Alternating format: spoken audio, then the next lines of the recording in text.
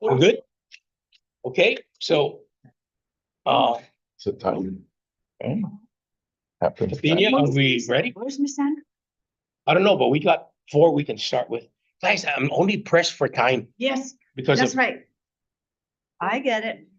I was actually hoping she'll show up because I was gonna leave. I know you were, Yeah, remember I was telling you about that?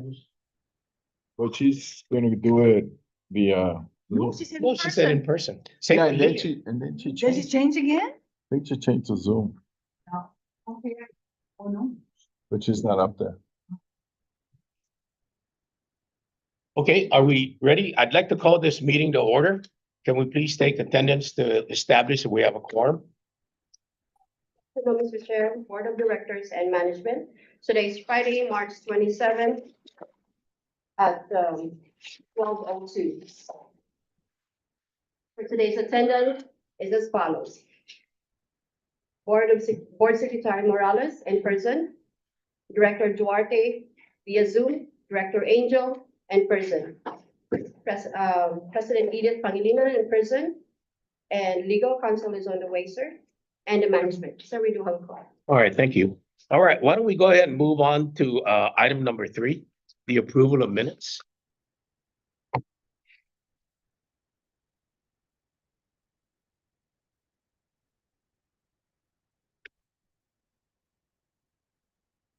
We'd like to make a motion to approve the minutes of the meeting of the previous board meeting, February, 27. is it February? Yeah, February 26th. Sure. A motion's been made. May I get a second, please? I second. Please move and second. Any questions on this? If not, all in favor, say aye. I. Aye. A motion is made.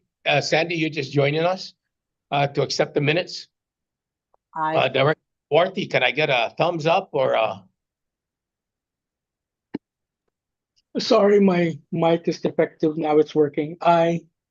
Okay, motions unanimously, motion's been voted to accept. Let that reflect on our minutes. Okay, President's report. Thank you, Mr. Chair, members of the board. Today, should say March 27, we have change order number 1 for windows and door works that was presented to the Guam Board of Commissioners on March 17, 2026, and we received their approval. The contractor Genesis Tech will proceed with the needed changes.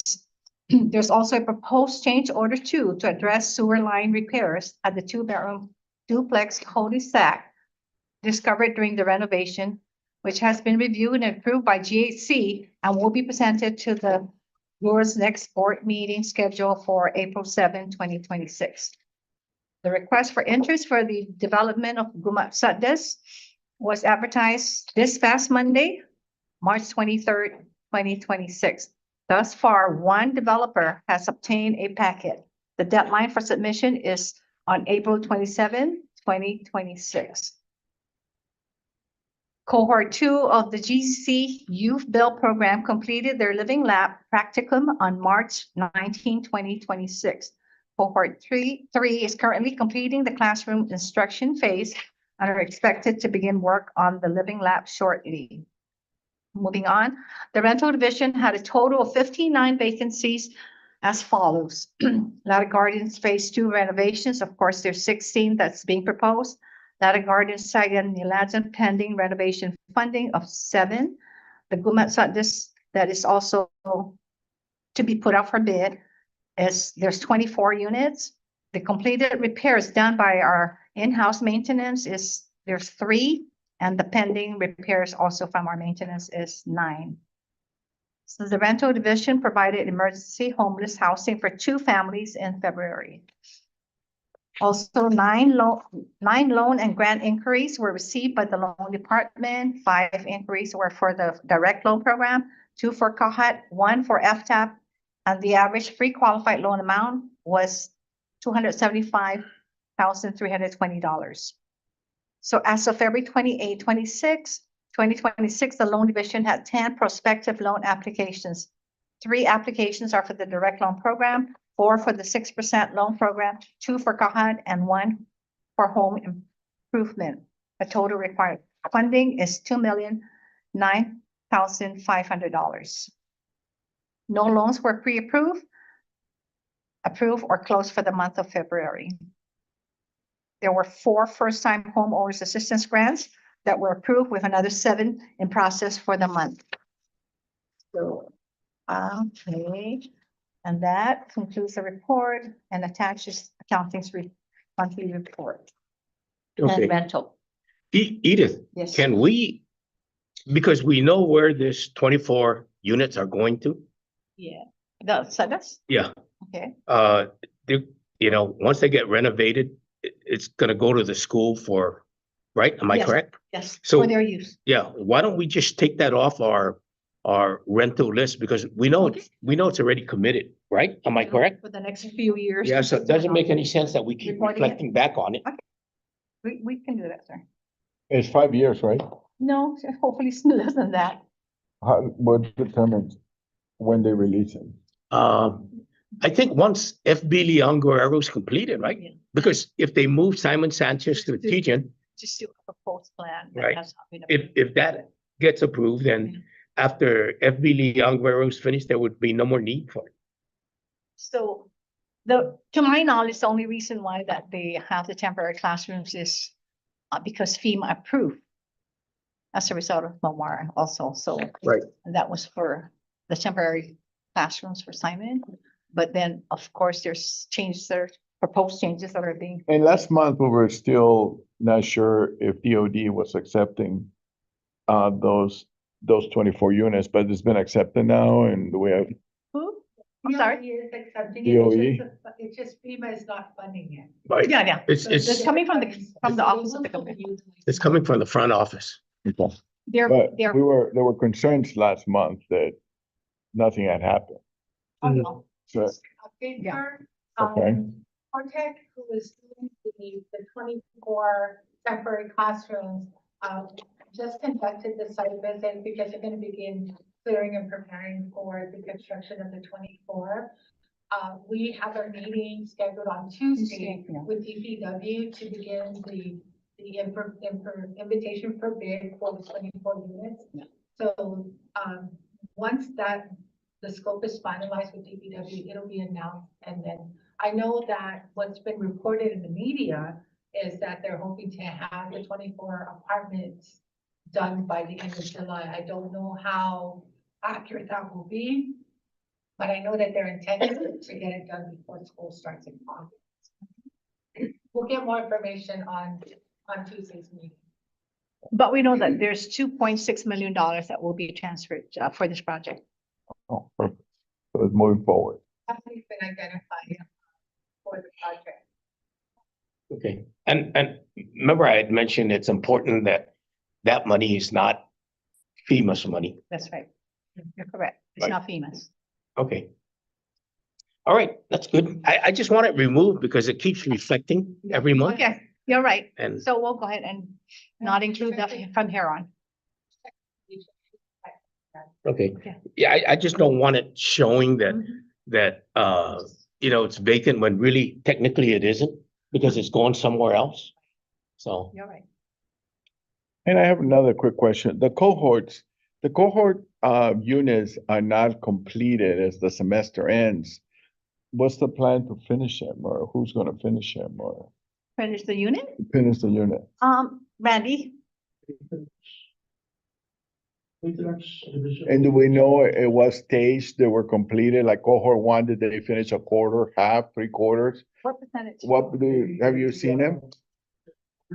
Okay, Second, over, we only had them for, maybe a month. 1 month, 4 weeks. Okay. Less. They're about half. Yeah. Chairman, I just wanna know if this is really working out for us. I mean, we holding these properties, for them, and then it's Mhm. taking a long time for them to get finished. Why can't they continue working on the same house? Why do we issue them different houses? No, it's the same Oh, house. it's the same house. Just 1 unit. That's it. Oh, so it's one unit, And all the cohorts are. And we provided the materials. But,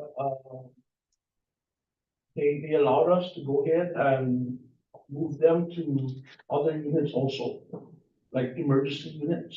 That they're Oh, We working don't on. take all of them, because there's like maybe 9 of them, so we'll take maybe This a past few year. to help with. emergency augment units the and crew? renovate, To augment the maybe, other units, to get it ready for them. And this one they're working on now is under cohort 3. For 3 years. No, cohort 3 is coming up. Oh, it's coming up. Well, Probably April, yeah, May, probably when we see the next, so we may have them maybe longer, we're looking longer, hopefully. Okay. yes. And do we just keep him per semester or? No, it's not really a semester. It's not per just semester. Maybe a month. Okay, Yeah, they go to class, they're with us Monday through Thursday, Fridays they go to class. So this particular program doesn't follow the No. traditional spring and fall Yeah. semester. They just start, once they have the cohort established, they start the classes, so they don't Okay. have to wait till a semester. well, let starts. me ask you this question then, Randy. If we only have them for a month, right? Is it worth us having them?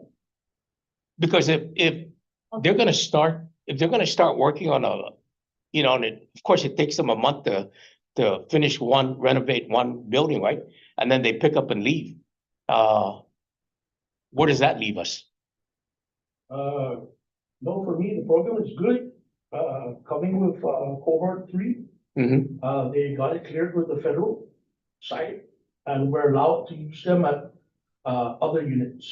Okay, but how about So with this. Co- unit that cohort, we're renovating, one? We Or only two, had I'm sorry. 5 in on, Yeah, the cohort cohort 1, we only have 5. yeah. Yeah, Okay, that's the and same. that's completed. Yeah, no, same unit. It's the same Same unit. unit. Yes. Oh, We're only talking about the It's same unit. still here. not okay, We it's just identified a that. different program. Different program. These guys are not really, they're not skilled workers. Yeah, they're getting their, Like, pretty much labor, yeah, so they're trying to get. hands-on experience, versus classroom, training. yeah. Yeah, for the future. And what they have accomplished so far, do we need to go back and clean it up? Are they doing professional work? Where are you on that? Direction and guide, supervision. Supervising them. Yeah. The unit's turning out well. Yes. The thing about this next group, sir, is that now instead of only, because before they could only work on that one unit. Yeah. And they couldn't augment these guys. So now with the next cohort, and I think part of this second cohort. They that did just it. Completed, they were able to actually allow them to help these guys to prepare other units. And those were able to turn over quicker to get those rented. So now it becomes the living lab, but also it augments the maintenance team if they need them to do a quick turnover to get something ready for a tenant that's leaving. So that gives a little bit more flexibility in terms of where the maintenance guys can use this Mhm. additional labor. My concern, right, is if the program, the cohort just changes, but it's the same exact building. Is it gonna take them 3 years to fix that building? No. No, I mean realistically, right? How long is, Met them, by themselves. look, how long was cohort 1? About a month? A little A over. little bit longer, but. Okay. only 5 of them. Okay, and cohort 2, This, Or two, two just is maybe a about, month. about. a month, okay? So we're looking at, where I'm going with this, right? How long have we, With the maintenance guy to continue working on that unit. They weren't gonna let it sit, Right, waiting for the next cohort to come in. yeah. So our guys are still gonna go in there and work on that unit and not to wait until cohort 3 comes in to finish it. They're gonna do as much as they can. And then if it's not ready by the time cohort 3 comes in, then they'll use them there. how long has that unit been vacant? Because it's been under the cohort, landing. So we've had it empty for over a year and we're still waiting on the cohorts to finish it. I don't know, Chairman, if that, If I may, that could have been identified under the phase 2, but because we went into this program, we took that unit and we have it available for GCC, those that are going through their GEDs, right? Because they need the classroom training and they need the hands-on training. So that's why that MOU that we have is through this grant that GCC got for the next 5 years, or now it's already down to 3 probably. But we provided the materials. All they're doing for us is giving them the experience on hands-on for construction, right? You know, with, of course, the assistance of our staff, maintenance staff. Okay. Hopefully it'll be done in time for rental eventually. This unit's not stopping us from Yeah. renovating other units. No, but it's stopping us from collecting rent on it. Yeah. That's the But issue. we've Been renovating other Yeah. units. But this is one of those Renting it units that out have for, major you know, renovation. emergency So campaign. it needed to be gutted out. And they've been helping. Yeah. Okay. We gutted out the entire thing. We just gotta keep an eye on it because I keep seeing it over and over. Now we're going to cohort 3 and we're gonna go to cohort 4. And what is the limit? When do we get it finished? So we can get it on the market. Next, cohort 3. that, they're gonna come in, there's like maybe 16 of them, There's more. there's more. So we're gonna have some at 414, and there's 2 other units that we, are putting up as a lab. But we are not gonna demolish like what we did with 414, where we tore out all the windows and things like that. And when will 414 projected to be done? If we're moving the 16 people somewhere else, what's the projection for completing? We're gonna go in and start renovating it also. But this one is total, I mean, pretty much a shell. Wow. Windows are torn out, you know, aluminum windows. We have to, That's the 414. and put in windows to the fire specs and all that. But what? interject? Can I interject? Hello? Hello? Yes, ma'am. Yeah, Can I, go ahead. I think here's the thing. We can I hear think you. I'm with Director Morales, and we need timelines like any construction project. And I get it, it's a lab. Now, are we willing to, because this is a partnership, what is our, on the MOU, we need timelines, and I get it, schools by semester. So if you have a semester, if it takes 4 semesters, that's 2 years, right? Whatever their program is, how long is that program? And what is? Sandy, it's not semester driven. Okay, This is, so- I think it's something that's ran from, Because these- through labor Yes. that funds it. Mhm. And it's, But you there's, know, I'm sure yeah. that there's timelines. You still have to have a timeline as to when these students complete. What is their time? What is their program plan timeline? So if we have 2 units that we've dedicated to this, we can wait it out. But if we're going to be giving them and they're not completing, I can see where the bottleneck is, and I can see where we're not able to rent out these units. So if we can get that with the MOU, cohort number 1 is graduating at this time and they're going to see it from this point to this point, it gives us an idea. Or it's a living lab and we just let it ride until when they're done, they're done. But to continue to give them more, I don't think we should give them more. We should commit to maybe 2. I don't know what was committed, quite honestly. you're only working on one building at a time. But I thought I heard the next one No. or another one. Okay. I thought I heard that. The flexibility, if I may, is Randy stating that those other 2 units that they're planning to use these cohort is to make them livable. We don't have the financial means to do a full renovation like how we're gonna do phase 2. We were only able to get 1.7, 1.5 something from ARP money that the governor transferred to us, right? So because of that, we were only able to have 16 homes, full renovation. When we say full renovation, it's gutting it out, replacing everything. So now, on phase 2, we have the 16, we only can come up with 16 units because of the cost per unit. And then now we are also dealing with change orders that we didn't see that was gonna happen. So hopefully we'll stay within the budget that we have. And that's what our hope is with Patty too, to make sure that the contractor is fully aware. I know that the units are over 50 years old, right? And we never had full renovations on our units. Mhm. we do just renovations so that we have tenants moving in. Yes. But this is way overdue. Now we have phase one done. We had Gura renovations, 10 homes way before phase one. Now phase two, we can only do full renovation of 16 homes based on the money that we receive. And if our financials do improve, we might be able to finish the remaining 7 units. Okay, so everything again, else is we're, I mean, I think this is great. I think the strides that are being made is good, the connections, the partnerships, and it's a win-win. I think we're looking at is just timelines. I mean, we're not hearing timelines, and if you have cohorts going to school, we can better gauge a timeline. Or we just never mind the timeline, and when it's ready, and it's not up for discussion anymore. Sandy, if I understand what's going on, keep in mind that there are two factors that drive this program. Number one is our ability to buy the materials, which isn't budgeted. And number two is, so, it's got to work hand in hand. Is it a good program? I personally don't think so. What I'd like you guys to look at, and I think I've kind of shared this with you guys, is that we went to a meeting probably about 6-8 months ago, where it regarded H2 workers and living conditions.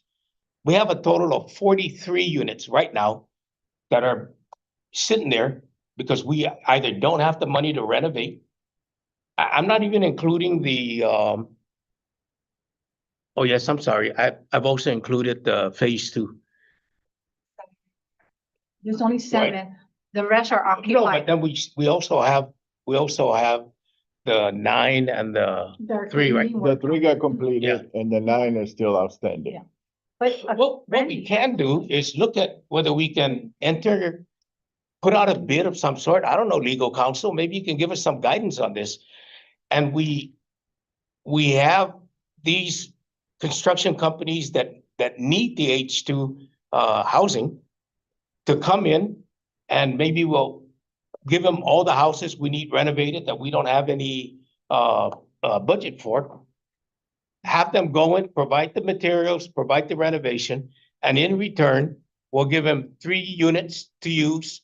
If they spent $100,000 to do it, they'll get 3 units at our going rates until that money's depleted. In the meantime, the other units they've completed, we can already start generating money from it. Yeah, I think that's a good idea to ask legal counsel. If that's I think we something did that can be ask done, Josh because- that several months ago. Yeah, we Okay. reached out You to did. Lindsay, You but did ask. what we were told was, in order for H2s to come in, part of the requirement is that their housing has to already be ready and pass an inspection before they can. come in. I understand Yeah, that, they're but, Contractors. but they've got, for them to renovate it with who they got now, and in return, they would get we'll commit to them 3 or 4 units for whatever period. And we'll include, being fair to them, we'll include the interest, right? I think that would be good to have legal counsel check into that, because I know one of the things that needs to be clarified is that Tree when they come in, they're committed to specific projects. Project. So that might have to be looked at to see if they can be allowed to work on something additional besides. No, they're committed to projects, but they're not committed to housing. Yeah, so that's They- why I think legal needs to check in. I mean, because you can move them around. That's my understanding in talking to labor. They That, can be moved? no, not move from project to project, but move from home to home. Right. I thought they won't qualify for Yeah. And that's all we're talking about. We're not talking about using their future H2 workers to do our stuff. We're talking about who they already have on island. Okay. And Yeah, which I think that could be. I really think it's doable. I agree. I like both. I like the idea, Chairman. I like that idea. But because we already have the living lab, we just won't extend any more living labs, just have them wrap up what they have, because I'd also like to support the community, building capacity within our community by allowing the GCC folks to get in there and learn and do.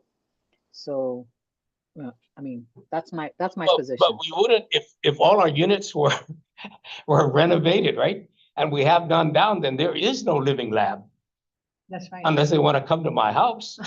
No, just that one unit. I'm not saying just. One unit. Yeah, yes, just finish one it with unit, that one yes. unit, but not to extend anymore. Yeah, because No, because we the need living to- lab, we need I to think, rent it. well, Sandy, maybe we can consider that after we get deeper into, do we have a program that's gonna replace that? And if we do, then we don't wanna we don't commit another, How many bedrooms is that for 14? 3, 4? Four. So that's like $2,300 a month. We're taking a hit on. Right now, we took a hit on it already for a year. If it's fully renovated, What are we yes. looking, $28,000 already? So let me just also bring up. Our fully renovated units are way higher than our non-renovated, right? And so we know that also what's happening is that our GURA qualified tenants are getting a decrease from GURA as a result of, I guess, of federal funding being decreased. So, for example, I just signed an agreement yesterday for a tenant to rent. She's actually was qualified for a 3-bedroom based on the family size, but GURA is only giving them a 2-bedroom. But we don't have 2-bedroom fully renovated, so we're giving them a 3-bedroom. So it's better to occupy that at $1,581 per month. no, I right? agree, I Versus agree. leaving it vacant or empty. But because GURA also is reducing the, I guess, Section 8. And we've seen this already coming in. So, and we don't have currently non-renovated units available. Guys, if we're making $300 a home, it's a lot better than minus $300 a home a month. You know what I mean, right? The way I'm seeing it now is like we're gonna have problems renting out the 4 bedrooms. Yeah, it's the four that they can't And afford. then maybe we should, Out the 4 bedrooms, it's gonna be hard. The fours are, then that's where we can make adjustments. That's where you're coming from. that's why we can put those that For a qualify regular for 3 unit into the. That's not renovated, still the aluminum windows and all that, it's going for like $725. For the non-rent, Well, that's why non-rent. in phase 2, we prioritized the 2 bedrooms and 3 bedrooms. The That's 4 why there's bedrooms more. were the last, because those were the more difficult ones to rent out because of the higher cost. So, Yeah. that's why if you look on what's remaining, they're all the 4-bedroom units. 2 and 3s were prioritized on phase 2. Because those are the ones that are more in demand. In demand, yeah. So why don't we bring the price down on the 3 and 4? I mean, have a tier level. Eventually, we will have to because of already the rate that we're seeing is being decreased. It's, We're gonna have to. where they renovated it for, the price of the 2,300. But when the cohort 3 comes in, we're gonna move them to another unit, 2, but without demolishing the windows and strictly at the Yeah, $725. it's not it's for livable, Yeah. It's a- not The full walls renovation. can be gutted Yeah. out and replaced because they're all plywood right now. Yeah. So the price is around there. You wanna change it, a little bit higher. That we renovated, but it won't qualify for, Bura or section. Right. Well, we should, every time we renovate a home, right? We should look at the compliance of what GURA is asking for. Mhm. And because it's eventually gonna get there. And guys, if we have to bring our price down, bring our price down. You know, an old Chinese proverb, right? Is that it's easier to make $1 down the street than $0 down the street. And that's exactly what we're doing. We're outpricing ourselves because of the renovated buildings. So let's get people in there. Let's stop the bleeding. And talking about the bleeding and accounting, this change in that position of 532,000, what does that mean? That's how much we're behind or in the red for the last 6 months. We came in at 532,000. So what that means, what does that 532,000 mean? That's our losses for the last 6 months. What's our projection for the next 6 months? Another 500,000? But what, are they gonna start? What month are they gonna start? We really need to have a really sure projection, because if it's costing us $1 million in behind, how long can we sustain that per year? Do we have $1 million sitting around that we can just use every year? No. So then, it's already cost us $500,000 for 6 months, just being alive. Start dispersing for the renovations, for a lot of that's supposed to give income for us. Okay. That's 1.5 million there, but I'm sure they're not gonna get it done this fiscal year. So partial, maybe half of it, maybe 800,000 this fiscal year, hopefully. But I'm not sure. My concern, Chairman, is how long can we sustain these losses? We need to have plans. We need to start really worrying about it before we go totally in the red.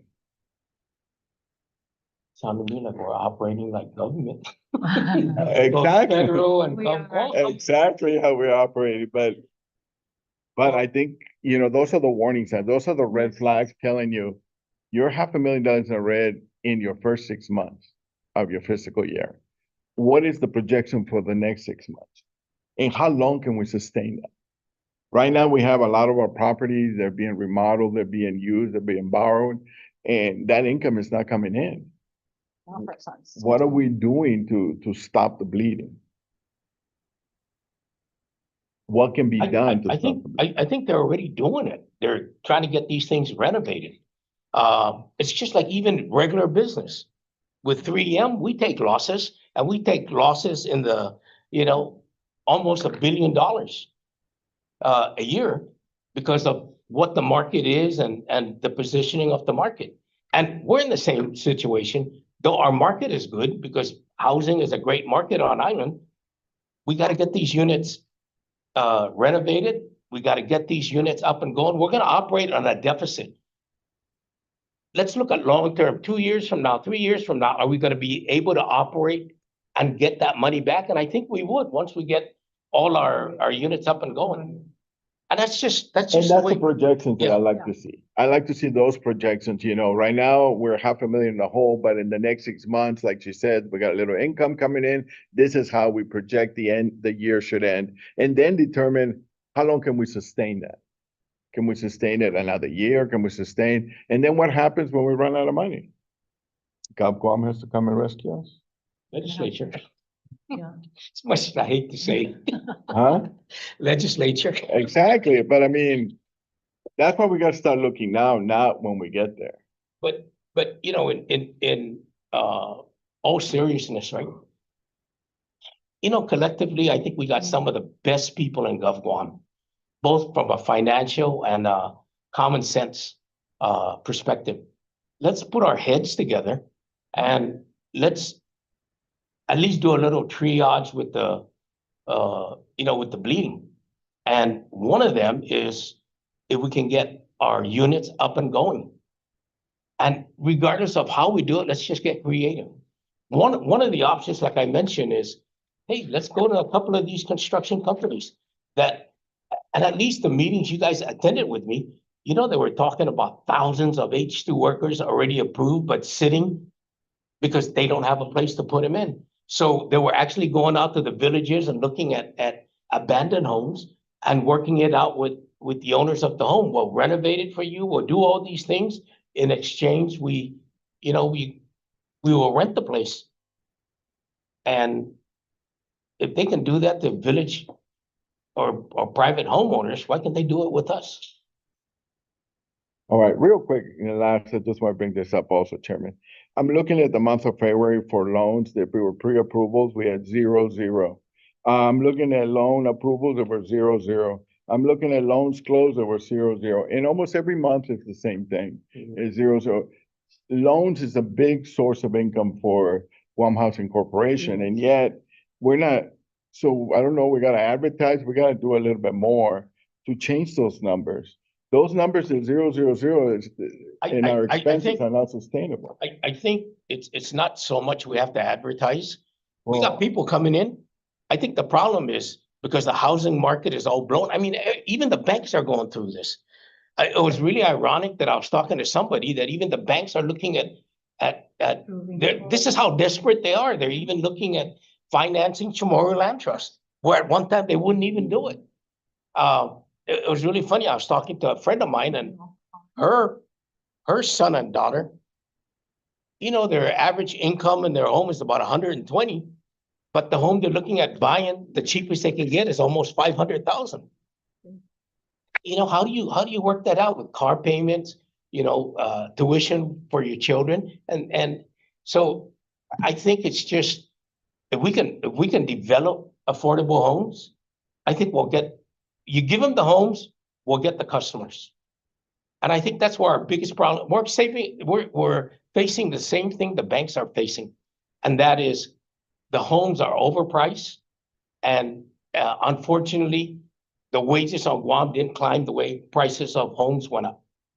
And it's all, I think contributed to the military buildup. the Marines are not coming. No, but they're still building up at that They base. have to finish the contract. So They bring have, the army. they have to finish the But contract. the Army's coming. So maybe the army, they're already here, maybe they'll take over, but.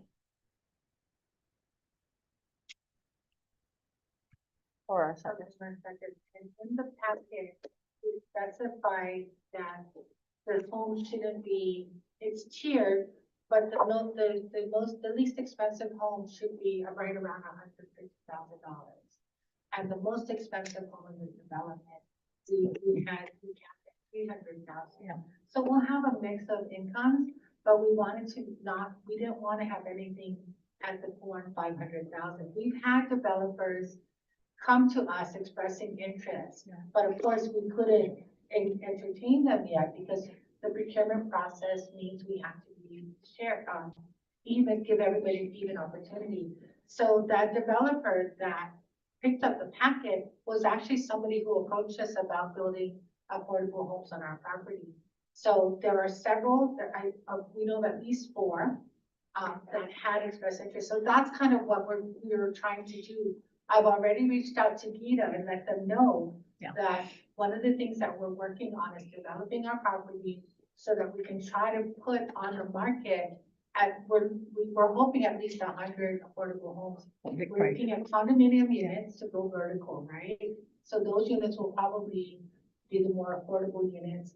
We're looking at some townhouses, right? Maybe they share a wall. We're looking at some individuals. We want to make a nice development.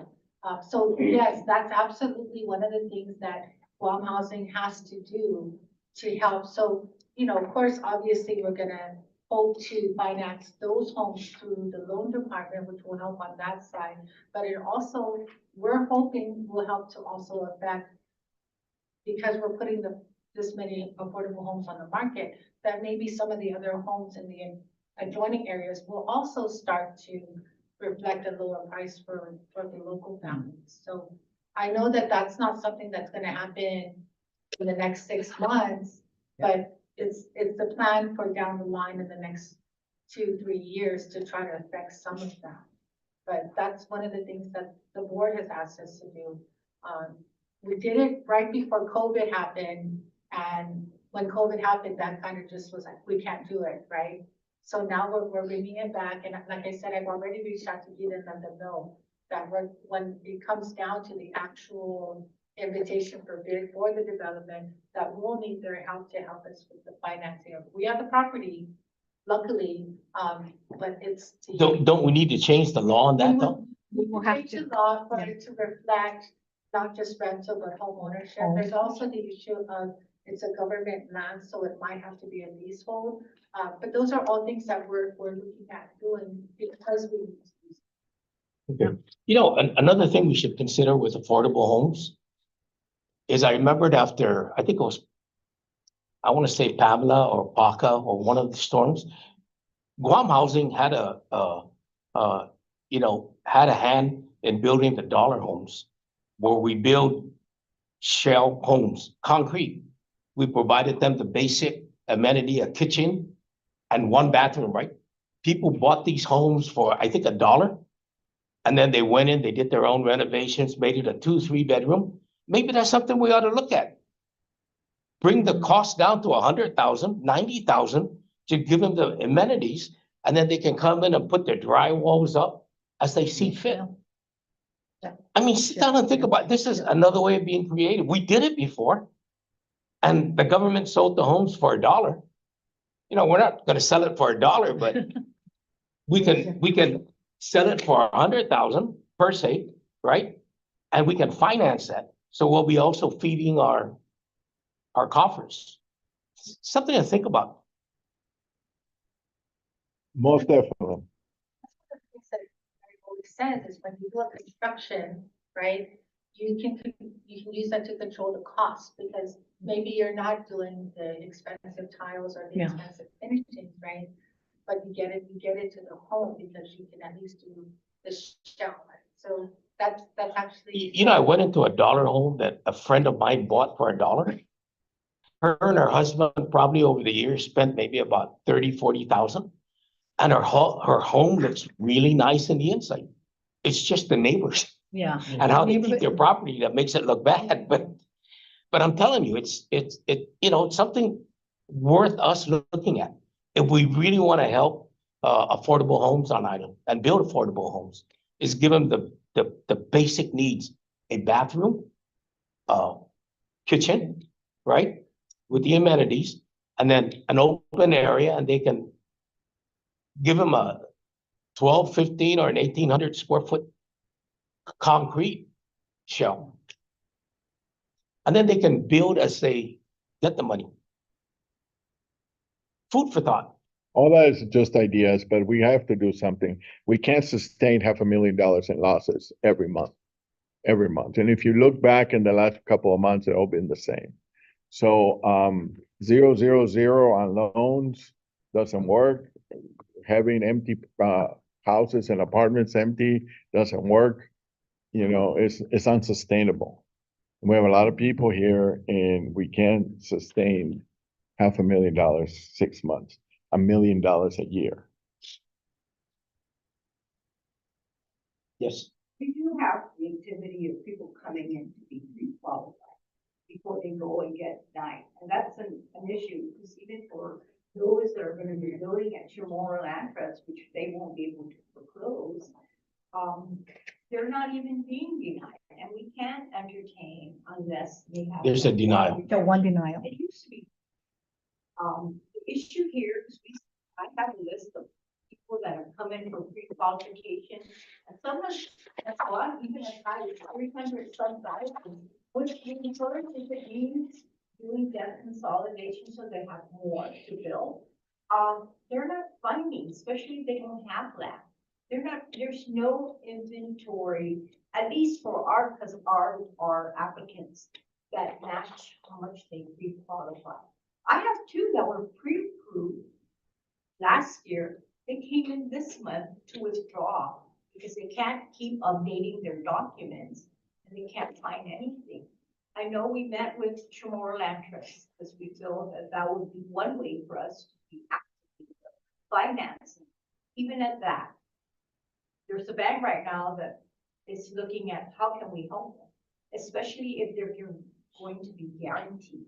If there's a loss, Chamorro Land Trust will guarantee the repayment. But they're not even coming in because they need infrastructure. I said, let's stop thinking so big and just do, so many at a time with the land that Chamorro Land Trust has, so that if infrastructure is started, it can continue to grow within that track. So a lot of them are coming in for pre-qualification, but have asked to withdraw their application because of reasons they can't find. I think we should even look at not dismissing condos. Before, people don't want condos. They're not really interested, but that might be the only way to address the housing that is needed, at least for those that are pre-qualifying for a lower amount. The prices out there right now at 400. I mean, our applicants can't really afford it. the 400,000. Even if we do get consolidation, difference would not, they would not be able to buy land and do a construction. I believe with that, with Chamorro Land Trust. what is- Several times, actually several times. Yeah, and they have not moved. We could, you know, have your applicants come in, we still don't have that. We've even asked them, register these properties. Yeah. So they can come in, because we have applicants like that have been paying taxes on the property. And to find out when they go through the work, the whole shebang with us, that it's not even registered under their names yet, but they've been paying taxes for about 10 years. So can we,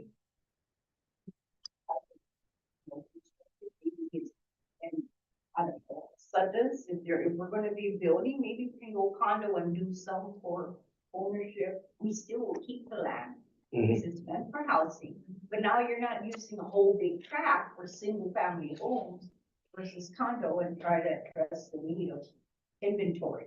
Right. Because that is the biggest struggle there. how about investors? I mean, our job is to put tomorrows in homes and put them, no matter how. If we get investors who build them and rent them themselves, you know, things like that work. I don't know if we're going out looking for investors to help us Private. to put tomorrows in home. Yeah. We're gonna do. No, but public-private. we've actually had investors come in, but by the time they're done building and buying the property, it's no longer affordable. Who can afford a $4,000 rental a month? But if we have land, we're gonna have a partnership. Well, yeah, There's the but archive. that's why the RFI went up. And if we need more land, we go to legislature. We can't be going to CLTC and they don't do anything. Well, I don't know We're about the ones that that. have all the land. All the ones I've talked to, the legislature don't want to touch that with a 10-foot pole. Actually, remember that groundbreaking we had? Sabina, I even spoke to her. I said, man, you can really help us out by getting us some tomorrow. She said, Frank, I don't know if that's a popular thing. Yeah. And I've asked Joe to do that. Chris, they're all backing off from it. Well, we gotta do something. We're drowning here. The property, the land that we do have, which is right now right around 25 acres, that's what we're looking at developing and doing that. So, to Mary's point, what we have asked in the package is to look at a combination of multifamily dwellings, which would be like the condominiums, as well as townhouses, as well as some single family. So, you know, they have until April to submit what their thoughts are on how it can be developed. And then we take that and we kind of put all of that together, decide what's going to be best for our goals. And then we put the invitation for bid out. I remember us even asking Tomorrow Land Trust on our last meeting. They keep bragging about some development they're doing in Jigo, or they're getting ready to start. Yeah. We asked them, give it to us to develop that. And, you know, it just went over their head. We gotta get more aggressive. Well, that's what Mary was saying, The only because thing I haven't done is brought a gun to she's saying, let's just do the 10 that's close to the infrastructure, sell that, and then do the next 10, and then the next one. They're Definitely. trying to do it Yeah. all at one time. Yeah. They're trying to do, I think, 112 units at one time. You know, all the meetings I've been through with Chamorro Land Trust, I know they've got really good intentions of keeping the property under Chamorro care. But I don't think they really want to give it away. The property belongs to the Or people. even rent it. Yeah, they just want to be able to say we're the richest or we're the biggest landowners on Guam. The Because I peop- think they're afraid of, you know, the different, what do you call it? Special interest groups. The land belongs to the people and we're trying to put the people in their land. So I don't understand why we're struggling so much. Because they're missing the boat. Yeah. You know, when God made them, God says, get on the train. And they thought he meant leave your brains. Anyway, I have one more question, just moving forward. I'm looking at mortgage loan receivables and I got 4 loans, apparently according to that, there's over 60 days old. I don't know the page. Okay. But according to the 60-day categories, we got 4. We have 2 in the 90-day category. And we have 1 in the 120 days. How can we gotta bite harder on these people. We made 2 telephone calls, we sent 3 emails. That's it. And some are with the Chamorro and they guarantee the loan, so we're we're trying to get them to repay so that that loan will no longer, but we have one that's ready for legal. Out of the 4 here, That guarantee that loan, and that's where the others have made payment plans, so if they can, instead of foreclosing, but there's one that's ready for foreclosing for legal action. one, but there's 4 on 60 days. And there's, which one, the 90 days, the 2 and 8, which ones are we talking about? Or the 120 days? So there's no ability to continue that loan, we will refer it. What about the 120? We'll work with that payment plan. And again, if they renege on that plan, we will send it. So I believe that some of them have already cured or reducing the delinquency for March. So Okay. I know that we do have one already being packaged. And we're still waiting, The other 4 then been referred to legal already, the 6, 4 and 2, because it's 90 days and 60 days. ready or work reducing their delinquency or repackage for legal. And it goes through a committee. We look at what's the cost of the delinquency. And if we see that they're not really helping themselves, it has to go. If it's something that we can work and we retain that loan so that it can be still a part of our portfolio versus foreclosing, then we will work with them, but something is documented in the file that shows that they've gone through, counseling, they've gone through, maybe even with Dura to see how they can save their home.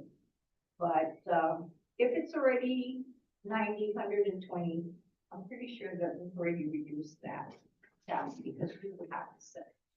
We do have one that is going because we can't meet. The 120-day one. Okay. That's one COTC property. And that again is on COT, which we wrote a letter to them saying that pursuant to your guarantee, you should be repaid. If not, I'm sending it to you or let them deal with you. Definitely. And I appeared at their meeting, cautioning them that it would cost more than if they were to repay us now versus sending it to people, and all that would be added as part of the cost for them to repay. I understand. But those are all red flags. They are right here in this document. They're telling. And you know, for all the Correct. board members that are fairly new, I want to remind you that the reason why we were established by Gov Guam is because we're taking high-risk people that the banks don't want. Therefore, and I've been told this by several presidents, because I've been around that long, that's just the nature of the beast of our existence, is that we exercise more compassion than a bank would. So we try to follow their guidelines, but we're also giving them that extra chance. Otherwise, we have no reason to be here. We don't have a reason to ask people for at least one decline. But the fact is, we know from the get-go that we're taking high risk with the people we give the loans to. So just keep that in mind, because it's something that we're not private sector, and we're not going to be giving the money away, but we're going to exercise a little compassion to try to get them to get their lives together. Otherwise, we have no need to be here. So just keep that in mind. We're not a business. Because believe me, I had a hard time dealing with that. when I first came on 20-some years ago. Yeah, the law. I used to always argue with the other board members. Mary, you know that. But now we're down to You one. know, I mean, that really raises that. We're not in competition with banks. So when they come in to get a free qualification, we tell them this is what we can help you with.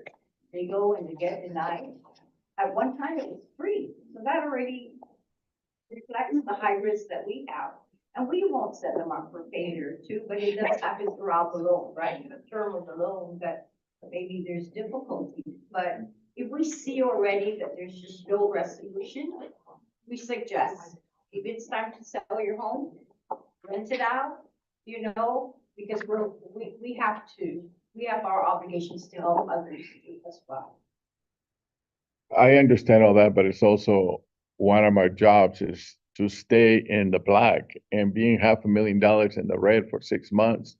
That means we're not bringing the income required just to sustain ourselves. And that's, I think, my biggest issue that I'm having. And how long we're gonna continue like this? What is the plan for the future? I understand we gotta take care of them, but we gotta take care of ourselves too.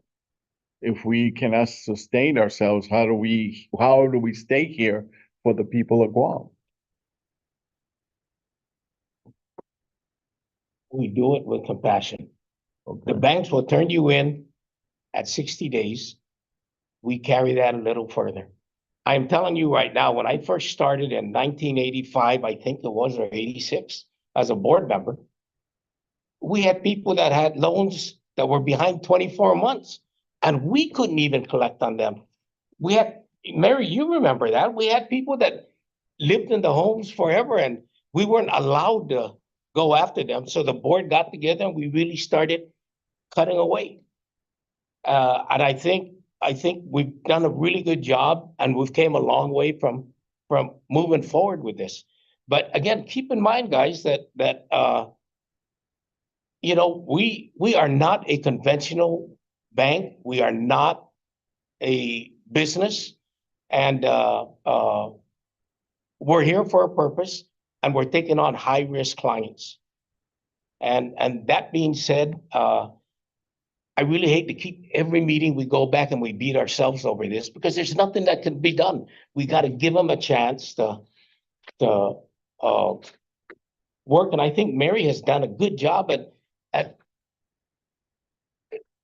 or at least the loan department has done a good job at making that corral a little smaller. I mean, Sandy, you've been around, you know how bad it used to be. Oh my gosh, our meetings used to be like 2-3 hours long because I wouldn't let up.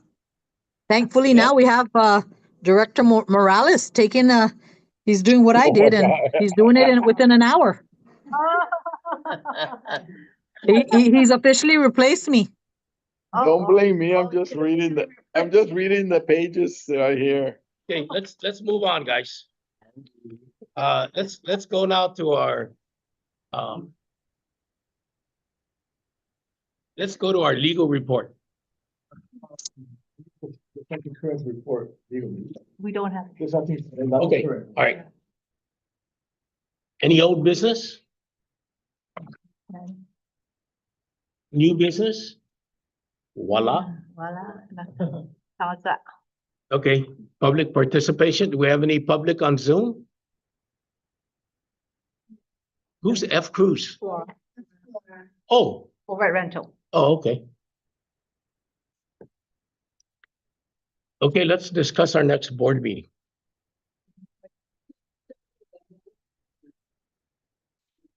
Is that April 24th?